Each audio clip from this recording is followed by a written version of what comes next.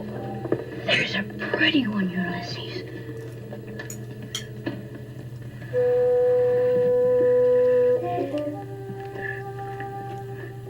There it is. Hello BookTube, I'm Shawn the Book Maniac. Welcome back to my channel. Here I am with a reaction video. Sounds so important when I put that title on it. From a article that just was put up a couple days ago on the CBC, Canadian Broadcasting Corporation, a book part of their webpage. 65 Canadian works of fiction to watch for in the fall of 2021. So, here's my reaction video. I'm not going to talk about each one. I'm only going to talk about the ones that are interesting to me or that I have an allergic reaction to or whatever. And you can, I'm obviously going to put the link in the show notes. You can peruse it at your leisure. And I would say that Canadian book covers really suck. Most of these are terrible. See if you agree with me. Now, I will comment on them one by one, the ones I talk about, but look at the ones in the article that I'm not going to talk about here. The first one that I will mention that I have no interest in is All's Well by Mona Awad. I didn't necessarily realize that she was Canadian.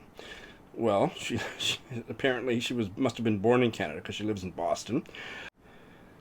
When I did a book haul video of her penultimate novel, what the hell was it called?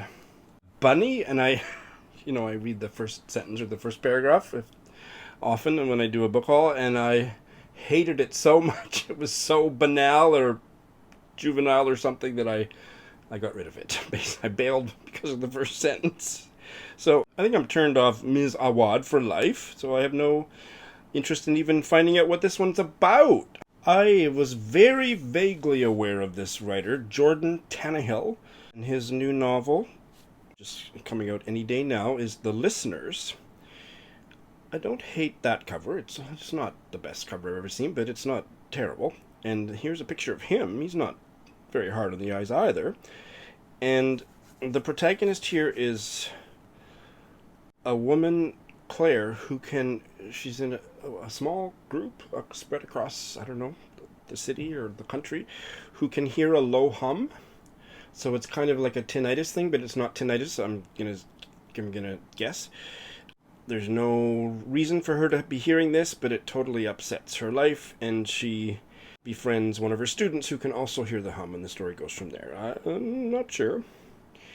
But I think the author is gay. Just that picture, don't you think? And one of his other books, a drama, is called Botticelli in the Fire and Sunday in Sodom.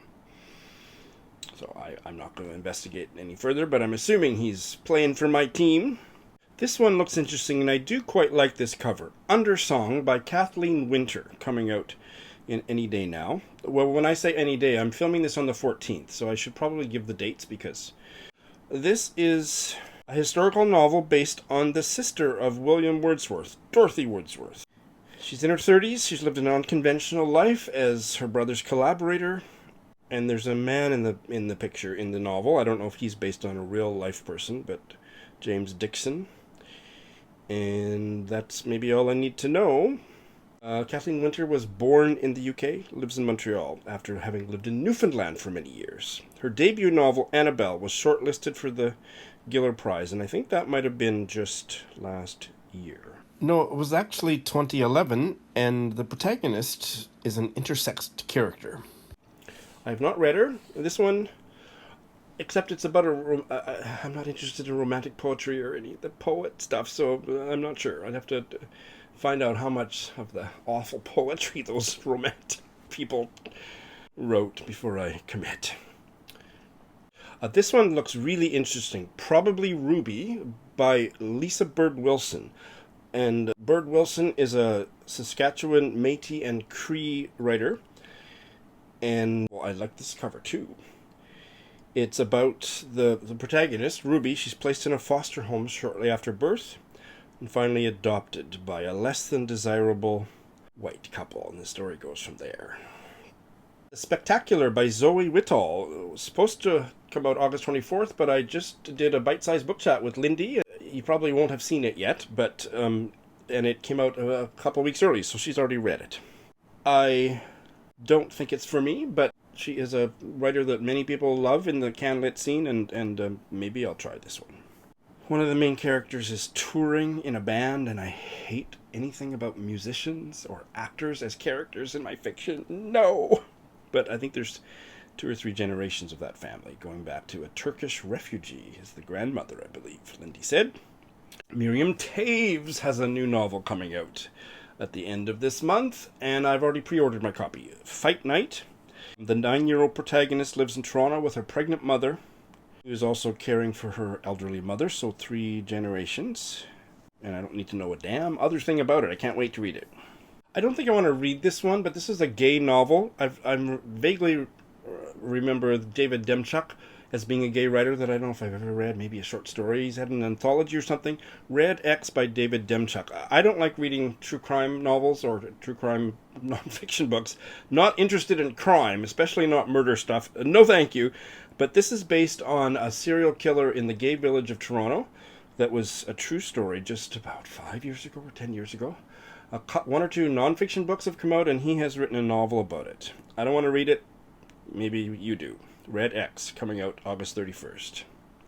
Here's a short story collection by a New Brunswick writer, Amber McMillan, The Running Trees, and I'm basically putting it up here because I do like the cover. So far I haven't shown you one bad cover. And that's all. I like short stories, I like this cover, I might check it out. And I say this often, I hate, like, well, how do you describe a short story collection? Like, this just makes me want to woof my cookies. A collection of stories, and this is not, well, maybe it is a copy and a paste of what's on the inside dust jacket, but certainly that's how it reads. The Running Trees is a collection of stories that leads readers into a series of conversations to reveal characters who are fumbling with isolation, brutality, reflection, and love. This book explores how we try our best to communicate with each other amid the gaps in meaning we create. It's like, bleh. I mean, I'm not saying the stories are going to be puke-worthy, I just think those kinds of descriptions just like fingernails down a chalkboard for me.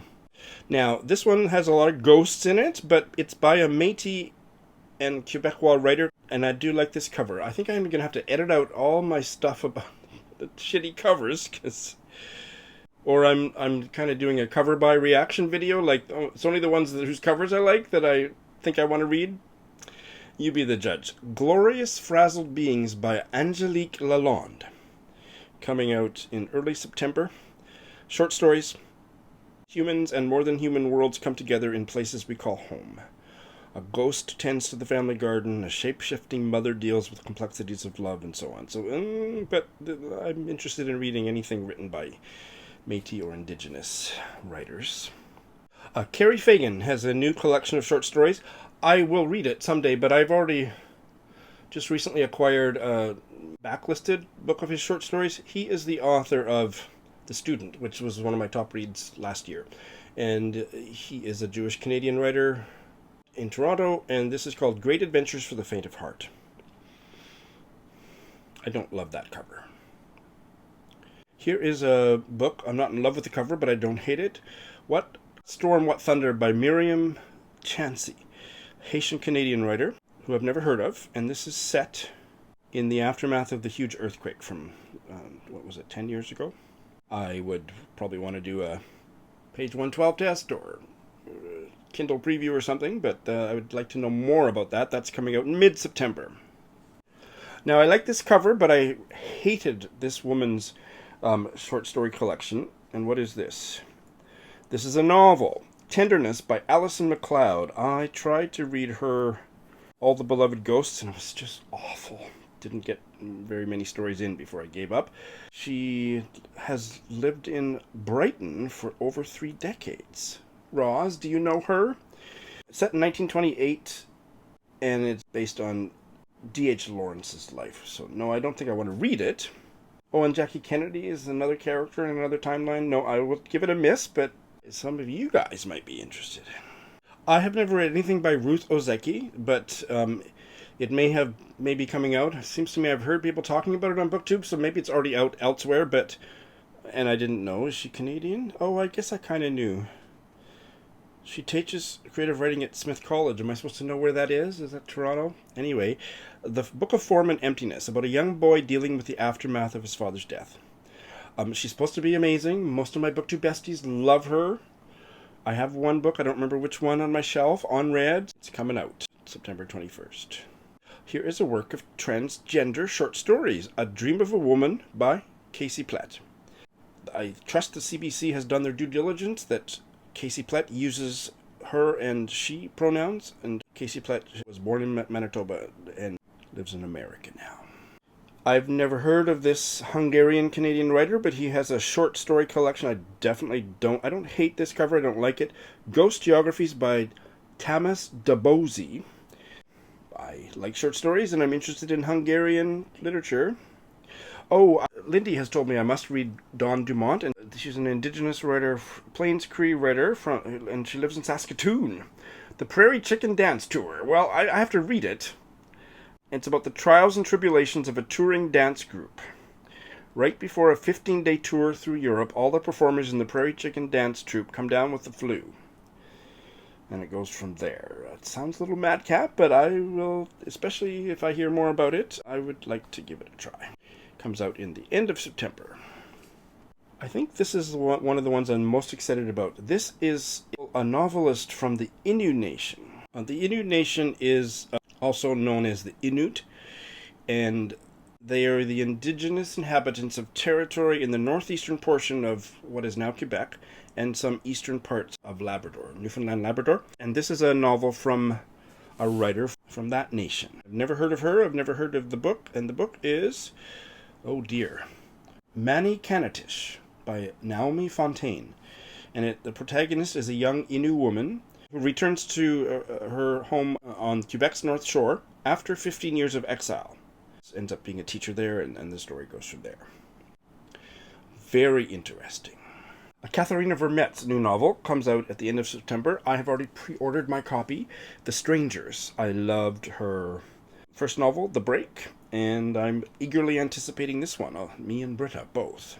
This novel centers on a family called the Strangers. I don't know if it's pronounced that way, Stranger, and primarily the women in the family. So that sounds right up my alley. She is a Red River Métis writer from Winnipeg. Before I show you this cover, let's look at a picture of the author. I would probably want to read anything this guy writes. Here's the author, Daniel Scott Tisdall. I hope his prose is not as flowery as his shirt. And the novel, is it a novel? Short stories. The short story collection is called Waveforms and Doom Scrolls. And he teaches in Toronto. Here's another Indigenous novel by a writer I've never heard of. This looks great. I don't really like this cover. I think it could be a whole lot better, but it's not bad. All the Quiet Places by Brian Thomas Isaac. Set in 1956 on the Okanagan Indian Reserve, the young Indigenous boy growing up there with his mother. And there's a tragedy and stuff happens. Coming out in early October. And the author, Brian Thomas Isaac, was born on that reserve in south-central British Columbia. This is a Canadian novel by an Armenian-Canadian novelist who was born in Montreal, so it's translated. Unfortunately, it's not out in time for this year's Women in Translation Month, so it's called Manam by Rima Alkori and translated by Phyllis Aronoff and Howard Scott. The grandmother of the protagonist is 107. She's just died, the Armenian grandmother, and there's some secret she kept, and so her granddaughter, Leah, goes to Turkey to find out. That one sounds great. And that cover is, could be better. It's a black and white picture, but I'm not sure about the cover. But okay, that's it. So I feel bad that I haven't shown you any of the terrible covers, and many of you will probably disagree with me. So I'm going to show you all the rest of the ones that didn't interest me, just to see if do you agree that they're pretty terrible, a lot of them, the covers. Doesn't mean that the book is terrible, but you be the judge. So.